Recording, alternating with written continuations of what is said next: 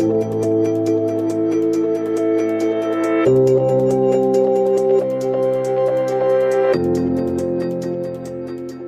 Mark said, way too nicely and too elegantly, the Vertere Group is my firm that I started about 6 years ago, based in Chicago.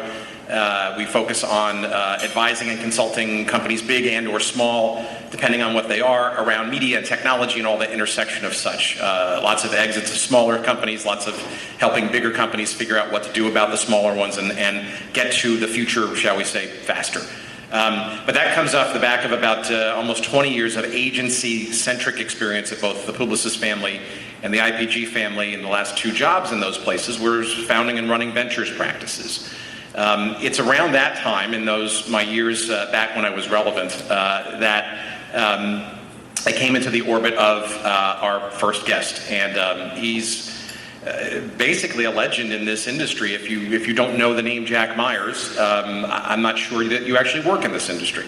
But it's a testament to a career and a lifetime, frankly, of progressing the industry forward in various forms. I mean, it started, largely as sort of research and in essence enabling communications amongst the industry, but it's evolved into many, many other things. And Jack is a renaissance man, if I could sort of throw that label on him. And I know it's trite, but it's actually very true. You will find no greater champion of this silly little media business industry, whatever we call this, than Jack. And there's a lot of things that the art and science, I guess, of media sales, advertising, media buying, I mean, these are all, we all know these things, but they're pretty obtuse to people from the outside. We were just talking a moment ago, and I won't steal his thunder, but education, right, in this industry. How do we all get into this kind of silly little game? I would argue it wasn't because we necessarily knew exactly how this thing worked and what to do to get there and how to move it. It's a lot of osmosis, which is fine, but it's also, I was just regaling Jack with a story about when I started back in 1989 at Leo Burnett, yes, when it was fully serviced. They had a training program, right? A training program in media and advertising. I mean, those things it was somewhat quaint then, it's just non-existent today. But Jack is, and he leads issues around advancing diversity. He's got an awards program now. He's been the biggest champion of women and empowering women in the workplace, especially in this industry. He is legendary in terms of his research and insights into what's going on and forecasting. Media Village, you will see a few items that you should probably take on your way out, so that if you don't already subscribe, bookmark, and or receive emails from.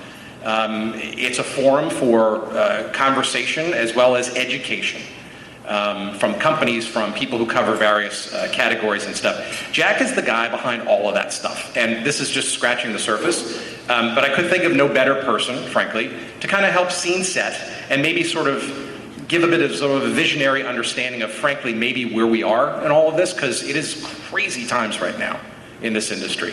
It's confusing to me, and I focus on being on the future edges of stuff. It's also exhausting. But there is some semblance of rationality to it, and hope, and maybe some good and tremendous times ahead if we know what to be looking for and listening for. So without any further ado, as I completely babble along, I want to invite my pal Jack Myers to come and speak for a little while, and then we'll have a little conversation. What do you say, Jack? Sounds good. Jack Myers, everybody.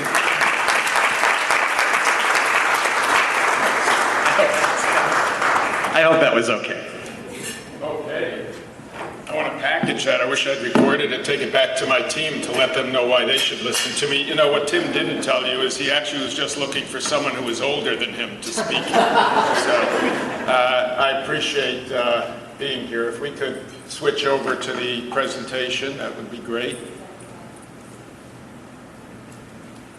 I want to talk very quickly. Just some points that I really want to make. Now, what you're going to see is the 10 to 12 minute version of a 3-hour presentation that I needed to develop for a company that I'm speaking to soon.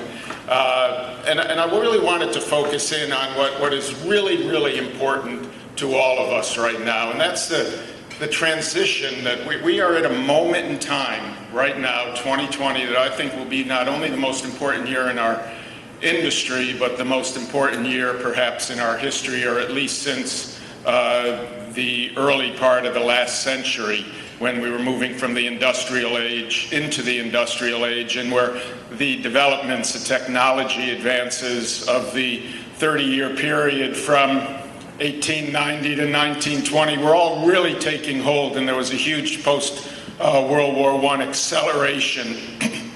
And that's where we are right now. We're at that point of acceleration. And I look at it that we're not only moving from a period of disruption into what has been for the last 20 years what I call a period of construction to a period of implementation. And that's a huge shift in how we think, how we act, and the people we need in order to do the jobs that need to be done, not just now, but into the future. And the decisions that you're making right now about implementation and how your companies, your technologies, your business models apply as we look at the future. I pay a lot of attention to words. I'm a writer, and words are important. And I think it really helps as we look at words. So I looked back at what was the word of the decade, 1990 to web. Makes sense. The decade from 2000, 2009, Google. They just announced the word of the decade, 2010 to 2019. Anyone want to guess? Facebook. What? Facebook. Good idea. Stability has been out there. Trust has been out there. Streaming. All right, the word of the decade, and this is not just in our industry, even though Google, web obviously are, is they.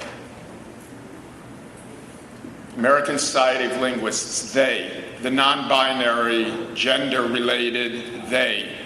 Now, I thought a lot about that, and being very active in diversity and inclusion and equality, I thought that's really reflecting the decade, which has been a decade where culture has kind of moved into the forefront, applying technology, applying the advances, and I thought it was really relevant. And then I thought, what is the next word of the decade? And then I thought, all right, well, let's just think about 2020. My word for 2020, and this ties back to what Mark was saying, what binds us together? We've been so focused on competition, on adversity, on fighting with each other, on positioning ourselves, not just in our industry, not just within our companies, but within our society, our culture, our world. What binds us together? And I believe that's really going to be relevant. Why do we need to think about ourselves together? And why do we need to think about us in the context of our industry, our business? Marketing growth over the last 2 decades has been flat. Factor in inflation, marketing investments are down 20%. In that context, there are over 100 trade associations in media advertising and marketing and entertainment competing with each other, each saying why they have an advantage, why they're better than the next guy. Nowhere do we come together as an industry, perhaps other than the Ad Council and what we're doing at Media Village, to really work as a collaborative. And the problem with that is we're really not selling our industry, we're not selling marketing to the people who control the budgets. Anyone want to guess what the average brand manager, top 200 national advertiser, how much of their time, attention, and priority is spent on media? Anyone want to throw out a number? 5. A good number. Anyone else want to? 2%. It's down from about 12% 20 years ago, when the average brand manager spent 60% of their time on advertising. In fact, at P&G, 30 years ago, today's brand manager was called an advertising manager. Today, advertising represents only 10% of their total attention. They're focused on so many other things. Advertising and media are taking a lower and lower priority. It's a commodity budget that the procurement departments have been taking over, as you know all too well. Only a third of chief marketing officers have a marketing education or marketing experience. They're coming out of finance, sales, coming up from technology. And marketing is a pass-through job. It's not that people are getting fired from their CMO positions. They're moving on. They only intended to stay 2 to 3 years in those roles before they moved on to more relevant C-suite positions. Now, one of the challenges we have is with all of this, as Tim accurately pointed out, we're not learning. We're not educating the brand managers. We're not educating many of our own teams about our business, about the realities, about where we're headed. And the average adult, this always shocks me, average adult think of your own learning, actual learning, not reading, not absorbing information, which is often useless, but really absorbing new knowledge that is helping you move forward in any way. Parents do a lot more learning because they have their kids teaching them often. But in terms of learning about our business, it's something we're not investing in. And it's really important to be investing, since almost 60% of all employees in media today have been in the business fewer than 8 years. They're digitally centric. And many of them are coming from communications programs where they're learning from curriculum that's increasingly outdated. And in terms of our diversity, we rank lowest, actually next to lowest. I think finance is below us, and Congress is below us in diversity as well. Diverse talent acquisition, retention, leadership development, salary levels. You look at almost every measure of diversity inclusion, and we're ranking toward the bottom. We have a long way to go, and we need to work hard. And what's also the reality, and think of your own teams, 70%, and the people who come to you for meetings, 70% of people come to meetings unprepared. Advertisers and agency professionals say that content is not relevant to their brands. And what's worse, they don't care whether the content is relevant, because we're moving to an impressions-based media buying model that many of you are engaged and involved in, that doesn't really look at the brand or the brand equity of the content where the message is appearing. It's the impressions, it's the cost efficiency, it's the models that we implement around media and advertising that are moving us progressively away from brand relevance.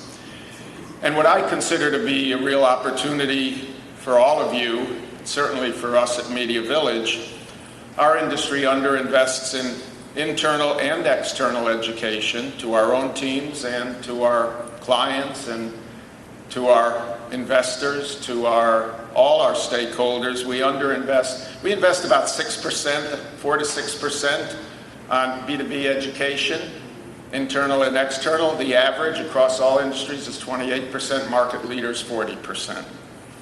So what I'm really looking at is how do we grow, where do we grow, what are the opportunities to grow? We really have to not just grow our own individual business, but it's a rising tide. If we want to grow your business, if you want to grow your business, if we want to grow our community, our industry, we have to grow the marketing budgets, and we have to start with where the budgets are generated from, and that's the brand and product managers. And we can't necessarily grow that 2% to 3% or to the 5%, but what we can do is make sure that a big part of that 2% is education that we're managing, that we're guiding, that we're leading, to help them understand more about the opportunities not only that our industry offers, but that each of you offer. And I just want to add this one comment. If I can go back, I'm not sure it's going to let me, but there we go. Hopefully, there we go. Tony Robbins influenced me, much to my surprise, many years ago when I was at a TED conference and he was speaking. And this was a toss-away line in his presentation. It's not about the success you can or will achieve. It's what you can accomplish with the success you've already achieved. And I think if all of us look at our own worlds, our own environment, our own business, our own realities in the way of aspiring to bring forth the knowledge and the education that you can share to the next generation and to those you're working with. It's not just selling, it's educating. And to use the knowledge you have and the skills you have and focus on that, then the success and the growth will come. So Tim, you want to join me back up here? And thank you for listening and for inviting me. I think we can make this into a little Q&A for me, but also frankly from you, because you're bringing up we'll go with the separated there.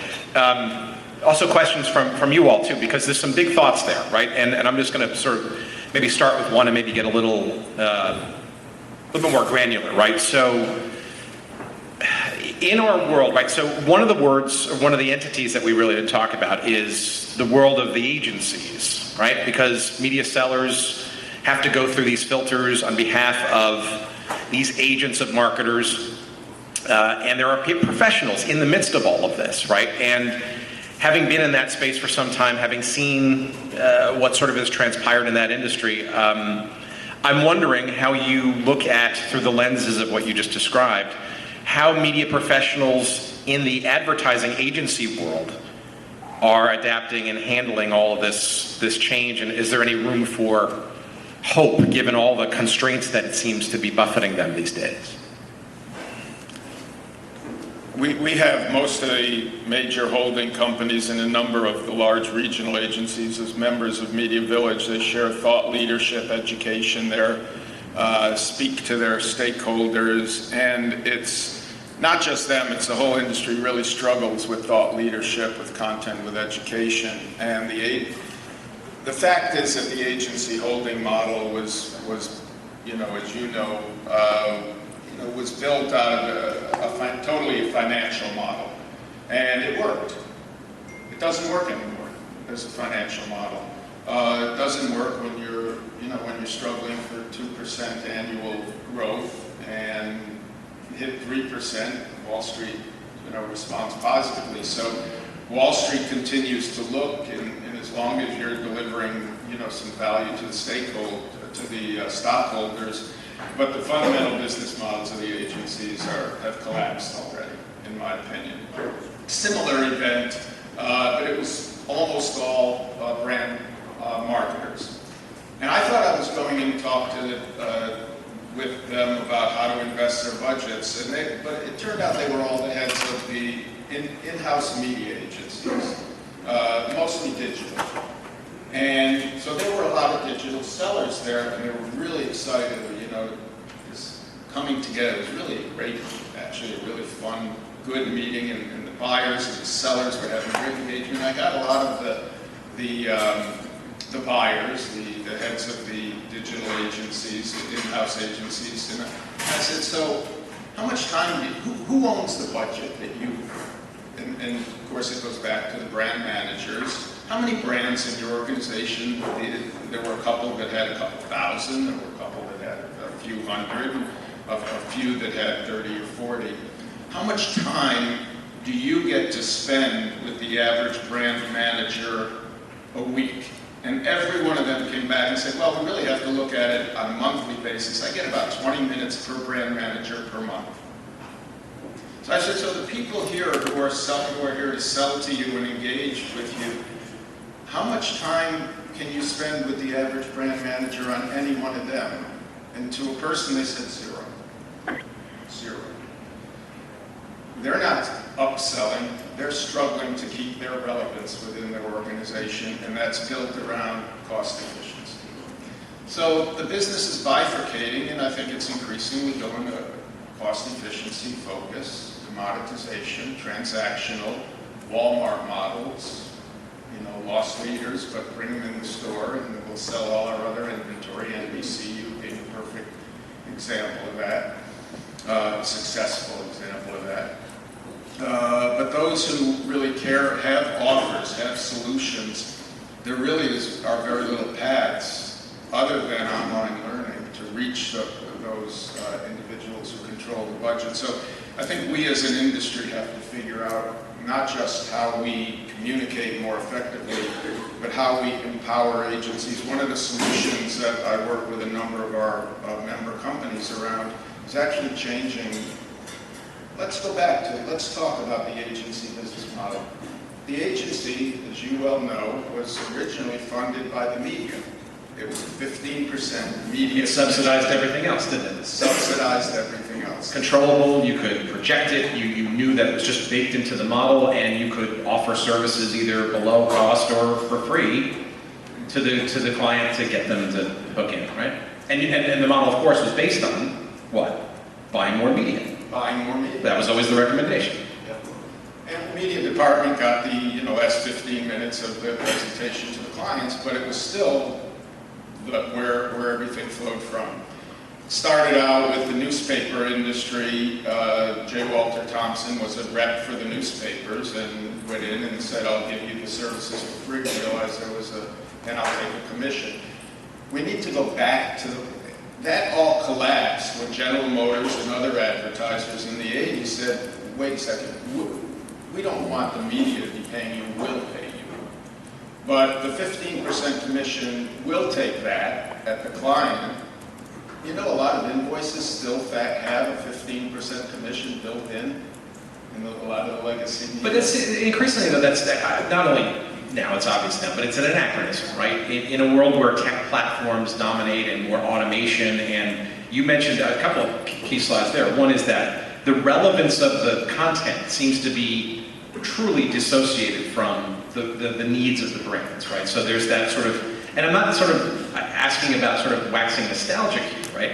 But it's clear that marketers need better solutions than just more quote-unquote avails, right?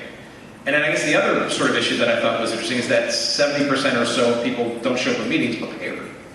So I guess that leads into my next sort of softball is, how about the people involved in this process, right? I mean, I kind of already used the punching bag of an agency, but there's just one part of it, right? You're mentioning some of the marketers involved, right? Their lack of understanding of media because of other issues and distractions.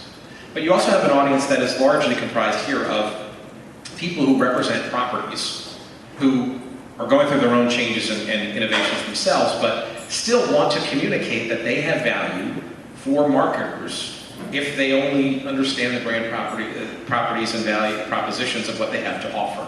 I guess the question there is, how do the people involved in the sales, how do the people involved in the consideration to buy, how do the marketer types who are supposedly overseeing, how are they handling all of this? Because it just seems like it can't last long under this sort of current system of too much, everything's a choice, and I'm overwhelmed already. Well, I think it can last. It can last long. Just think it lasts at very low margins, or it lasts with, struggling to figure out where the EBITDA is and where the next investment's going to come from, and ultimately consolidation, contraction. I think there are 3,000 companies in the Lumascape, and Terry Kawaja says there's room for about 300, and maybe about 70 will be successful ultimately in any kind of scale model. But in terms of I really believe that there are there's one fundamental problem that people can solve, and I think you are uniquely in positions because of your company size and position to help break down silos. We are overly siloed. Even the media agencies have media agencies within media agencies within media agencies. Even, you go into the small agencies, there's people doing communications over here, research over here. They're not talking to each other. They don't know each other. They're also incentivized maybe to not necessarily because they have their own P&Ls to worry about. We've got to break down the silos. We've got to integrate communities of like companies. I really reinforce the point that was made earlier about we are a single industry. You are not competitors. In fact, I would expand on that and say it would be great for those companies here who consider yourselves to be competitors to sit down at a table together and talk about what you can do together. Now, I know the trade associations do that. They often do it at the expense, where to take budget from, as opposed to how to contribute to the growth of the pie. But I think integration across silos. From a people point of view, we have huge issues with bringing in the new majority generation into our industry, and without them, we're not going to be able to compete effectively. We're going to be, agencies are being forced by their clients to be more diverse, and ultimately all vendors and suppliers are going to be required. And we were talking earlier, when you're hiring, you need to hire a sales manager or a person with 8 to 12 years experience, and it's really challenging to find diversity. So how do we educate? How do we bring people up to skill sets? So let's take one step back. Where are the media professionals? And we can maybe get into what that actually means going forward, because I even think that term arguably might be even quaint, given where the world sort of is evolving to. But how do you get people even interested in this crazy space, right? If there is a lack of educational pathways and training programs and that kind of stuff, you kind of alluded to some collegiate sort of preparation or lack thereof. The models and maybe they're irrelevant or not as timely given the fast pace of stuff by the time they're out of college. Where does the next generation of intelligent, savvy, effective marketer and or ad media professional come from? It's a great, especially relative to other seemingly sexier paths of life, right? We've got to solve some industry problems. There's a pay gap, not just a gender pay gap, but a pay gap in terms of competing with other industries for talent. We're drawing people now from outside of the communications programs, from engineering programs, tech programs, and many other majors. So we need to be reaching out within the universities outside of the normal boundaries. We need to reach down into community colleges, tech schools, and we just at CES had 40 senior executives from the holding companies, the major trade associations, a lot of the media companies focused on diversity and inclusion, and the common thread was we've got to start at high school level. So it's a long-term process. We're not going to be able to solve these issues today, but if we don't compete effectively, you go down into the high schools and you go into not the private schools, but the public schools in small towns in the South, and you go into what career guidance they have, and there's nothing on media, advertising, and marketing, but other industries are well represented there. They are already working at the high school and even middle school level to communicate the value. The ANA has a new campaign you'll be seeing soon. It's called Marketing, and it's called Best Jobs Ever. It's a 3-minute video that talks about the great jobs available, and it's targeting the diverse community, starting college on down to middle school. And we need to really start building for the long term. The short term, 70% of all new employees for the last decade in the media and media agency business have been female. If we retain that 70% for the next 30 years, we'll begin to achieve gender parity at the C-suite level. Shelley Zala says it'll be over 100 years if we don't retain those kinds. That puts a whole issue into men. I wrote a book called Future of Men, so I'm very aware. And do men have a future? That's you have to buy the book to find out. That is a good question. Yes, men have a future, but if we look at the political realities of the backlash against the women's movement, Sheryl Sandberg just spoke about the decline with the 70%, but yet you get to that first management job and 70% of the first promotion is going to men. So we've got some huge issues in the industry, and we've not been effective as an industry in addressing them. There are pockets, a lot of pockets of success. You look at things that a number of the agencies are doing, a number of different companies are doing, but we all have to really be working in this area. Okay, so, and I'm going to do a Phil Donahue. If you don't know who Phil Donahue was, you can look him up on YouTube, and I'll come and get some questions from you. I'll get you guys involved. Wait, how many of you know who Phil Donahue is? Okay, well that's good. All right, thank you. There's not enough youth or diversity in this room. Well, that's interesting, because we were talking about this earlier. I was talking about a podcast that I listened to that's devoted to sort of, character actors and people in Hollywood history and stuff that, people generally just forget they walked out, and they were sort of lamenting on this podcast that they're even seeing people of a certain age who don't even know who David Letterman was.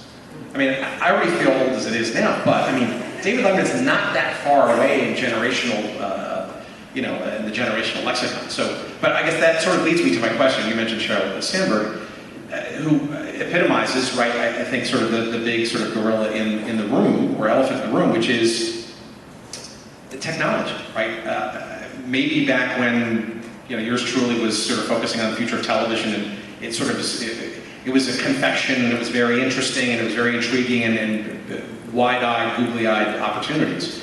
But in some respects, right, I'll throw the word out, sinister, but effects of all of this technology so fast, and frankly, strangling a lot of, I don't want to call it quaint, I don't want to be nostalgic, but the marketing and advertising and media functions are vastly different now, and I'm not certain they're all meant for the better. Well, I've been saying for probably 4 decades now, the business models we operate on are outdated. There are business models that do date back to J. Walter Thompson in the newspaper. It's the same fundamental business model. You change some of the players, some of the flow of capital, and with all the technology, we're still operating on incredibly outdated fundamental business models around advertising and media. In terms of technology is interesting because you can always be looking out at the future. We see AI, we see Internet of Things, the impact of the autonomous automobile. There are Programmatic systems for our little world. Programmatic systems. You're just seeing huge continuing innovation around technology. But I believe we can put a pin in what we see right now today and say, let's change the fundamental business models, not radically, but let's tweak them to adapt and adjust, to identify the pools of opportunities that brand marketers can implement, not just media agencies can implement. Let's tweak it to be talking to them, to be offering them opportunities. Now, you can say, well, we're offering them huge opportunities, but then it all comes back down to the cost per thousand, the efficiencies, the transactional model, the DMP, the SSP, we're down to that buyer-seller transactional model at the end of the day in almost everything we're doing. That having been said, I really think we have an opportunity to focus in, concentrate on where we are as an industry, where each company fits within that, to identify a few stakeholders where you have good engagement, where you can break down silos, and where you can build real relationships around better business models. What I don't have complete answers to are what are those better business models. I just know how to get to them. And that's what I think we really need to be working on right now. All right, so I'm going to ask my next question and jump into the audience. So please, I'm looking for a question. I'll work my way back to, I think that's Howard back there. Yeah, okay. So let me build on that, though. So isn't the onus then on the marketer?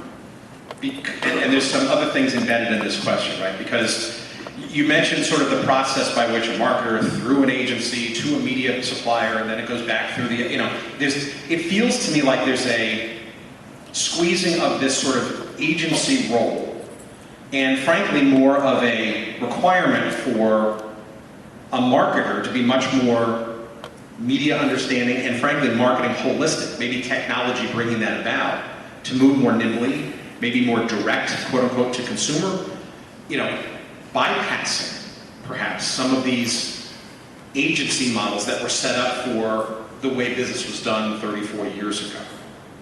Embedded in that question, I guess, is, do marketers need to more aggressively take control of their own media and touchpoint decision making versus relying on their agencies to strategize and do that? I think they have. It's not been all to the benefit of the industry. They have by bringing in-housing their media. They have by shifting a lot of the budget control over to procurement.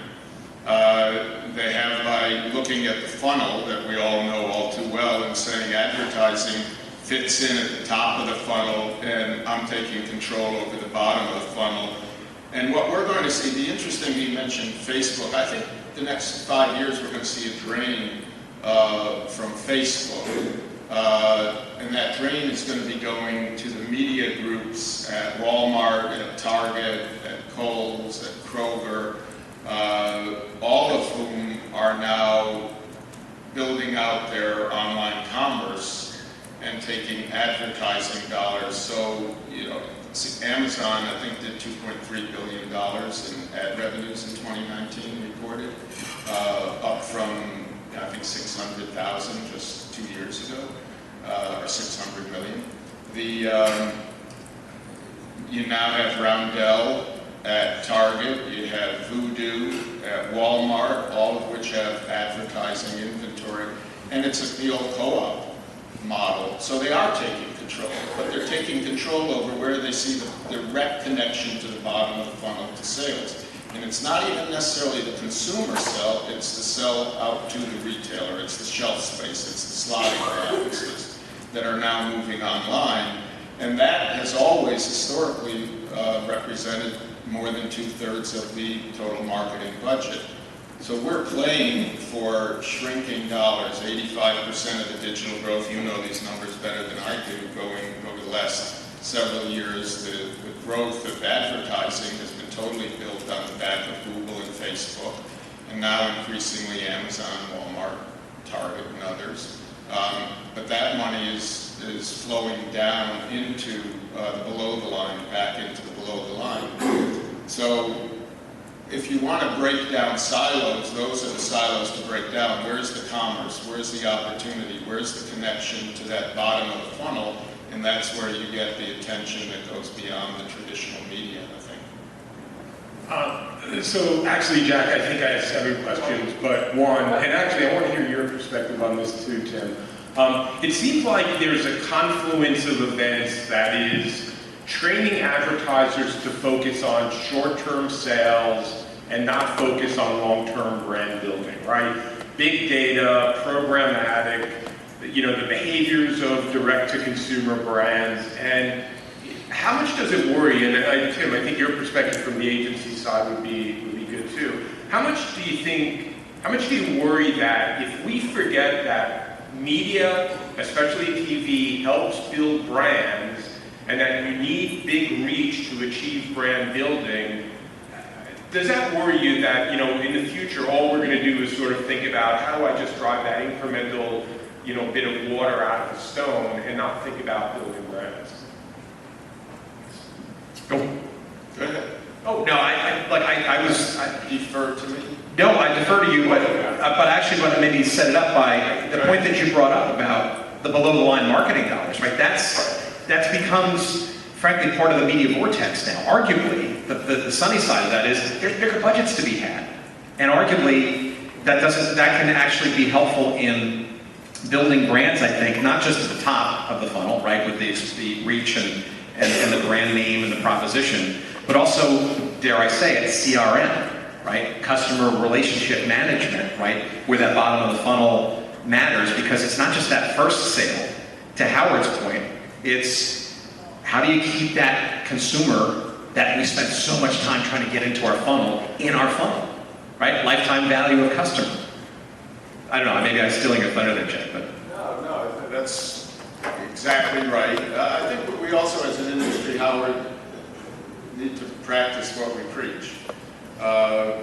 most of the media brands, content brands, have left behind the idea of brand. The number one brand among, we do brand measurement for about 300 media content brands. And in the ad community and in the consumer community, there's a huge disparity. So the ad community thinks very highly of Facebook, the consumer community less so. The consumer community and the brand community and the agency community agree on only a handful of brands that they consider to be real brands. Hulu is right up toward the top across all of them. Netflix, not even an ad-supported brand. HBO, historically not an ad-supported brand. So our competition on the brand side, we have to begin recognizing that if we want to break through that commodity transactional model, the only way to do it is to have a brand that a brand marketer says, this is relevant to the consumer, and therefore I want to be associated. Scripps is a perfect network example of that now, Discovery with HGTV and food, where 45% of their revenues are endemic to the category. They're trying to move that over. That's really difficult to do. It takes big investment. It gets higher CPMs for lower demand. So that's the choice that's being made. I am concerned less about what happens to the budgets, more about what's happens if our industry continues to forget the importance of building consumer-focused and trade-focused strong brand equity on the content that we're producing and publishing. All right, so we have maybe time for one more. Any other questions from the audience? I'll try to give shorter answers. No, let me throw out one that maybe could sort of bring us home. So, largely this is a media sales-centric conversation, right? There are sellers of various folks and supporters and or technology platforms and all those, and related to. So I don't want to put you on the spot, but if you could put yourself in the mindset of being a representative of media properties today and going out into the world, the agency world, the marketer world, to convince, cajole, explain the propositions of why these properties are worth marketers and their agencies' times.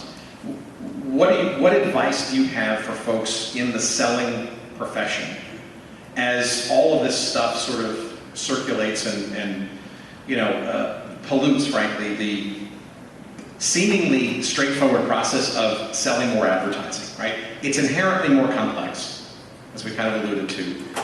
It's fraught with intermediaries and displacements of technology and that kind of stuff. I mean, how do you get up in the morning as a seller and get out there and convince people that, any advice as to how to sort of deal with this crazy changing and not always fully informed buy side? Well, I've built our business around education, online education, thought leadership. Each of you in your own category has pretty much of a vacuum in terms of the education that your target customers are receiving about the work you're doing. We have real opportunities to communicate, share knowledge, not just information, insights about how they can use your tools, resources, content more effectively. It's the old 80-20 rule, though, and I would say maybe take the 80-20 rule that says 80% of your time, effort, energy has to go about, just to doing your day-to-day business and delivering on your EBITDA goals and your internal realities. 20%, I'd say take that to maybe 70%, 30%, and take that extra 10 and put it into not innovation, not bringing something new to the market, but taking your best practices, your case studies, and really highlighting them and finding those individuals who care about it. And the way to find them is not by trying to get a sales meeting with them. It's by finding the path and the route to reach them with your message and triggering an interest and pulling them into your umbrella. And that's what, we've worked really hard over the last 10 years to try to build that for another number of companies through the platforms they have at Media Village, which spreads out to use of LinkedIn more effectively, use of developing courses. There's a new company called Guide. It's an app, G-I-I-D-E, that's empowering app-based audio learning that's interactive, that is an educational tool. There's something new that Active International has launched called the Ad Learning Exchange, which is an educational model for advertising, marketing, heavily focused in a lot of the areas that you guys are working in. You might want to look at some of the courses there. And then sharing those courses, those educational tools out. I don't think there's an answer to your question. I think we have huge problems. This is the first time in all the years I've been in this business I'm scared for the future, and I don't get scared. That was my last wrap-up question. Are you pessimistic, optimistic? You've been I'm around. pessimistic. Yeah. I'm an optimist with a pessimistic outlook on our ability to move away from the commodity transaction. Howard, to your point, your history, you look back and you see the companies that you've worked for, especially, Warner Media and, Turner, legendary brands, and the brands are essentially being left behind. The brand equity, how do they launch HBO Max? It's all about what is the brand of HBO and how do they capitalize on that brand equity? How do we bring that, when the streamers are really capturing all the steam, all the attention? How do we keep bringing our message down? And I don't think any of you can do it individually. I think Hulu is maybe the only place where there's been an individual surge of value around a particular brand, and now we'll see what happens to that within another big brand company, Disney, and we'll see how Disney does with looking at the brand equity of what they sell. But you see where the growth is. It's around the brand. It's around Marvel at Disney. It's around, the tentpole brands. Even at, Viacom, we'll see what happens with CBS Viacom, a company that does not value their brand, taking over a company that's been all about brand. And you can say, you can argue about who's taking over whom, but I think CBS is taking over Viacom. So we'll look at what happens with FX, which has been a really strong brand that Disney is kind of leaving alone. Those are examples in a very different world than a lot of you operate in, but where the business is being defined. And ultimately, each of you is operating, I think, in a microcosm within a set of operating guidelines that many of you are trying to invent, have invented, and I think now is the time to stop inventing, to move away from innovation is where we're headed, and move to education about what we have. And I'll even throw another word there. It's collaboration. You just mentioned the word us, and maybe that's the word we can leave on, is that. Ironically, all these sort of specialties and technologies and expertises need to come together, need to be much more conjoined, freer flowing. And frankly, that's how you preserve and or nurture a brand in a gigantically fragmented and ultimately complex world.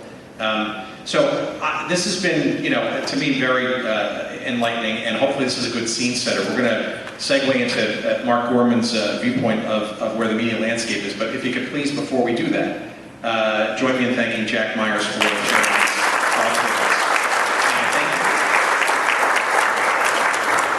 Thank you. It's Jack at MediaVillage.com. I'd really like Always selling, Jack. I'd really like to hear your viewpoint on some of the things that we've been talking about and where your focus is moving forward, and not how we can help you at Media Village, how you can help us communicate your message more effectively.